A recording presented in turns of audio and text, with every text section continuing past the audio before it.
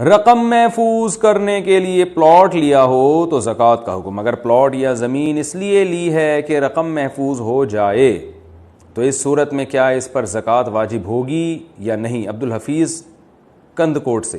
دیکھیں جو پلاٹ لیا جاتا ہے نا رقم کو محفوظ کرنے کے لیے، اس پلاٹ میں نیت یہ ہوتی ہے کہ جب ضرورت ہوگی پلاٹ بیچ دیں گے، تو وہ تجارتی پلاٹ ہی ہے، یعنی وہ ایسا پلاٹ ہے جو آپ نے بیچنے کے لیے خریدا ہے، تو اس لیے اس پر زکوٰۃ واجب ہے.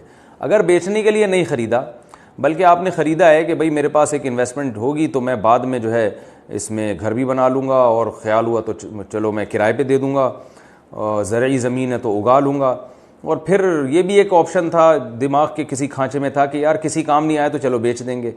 تو اگر اس طرح کا ڈاؤٹ تھا تو پھر اس پہ زکوٰۃ واجب نہیں ہے.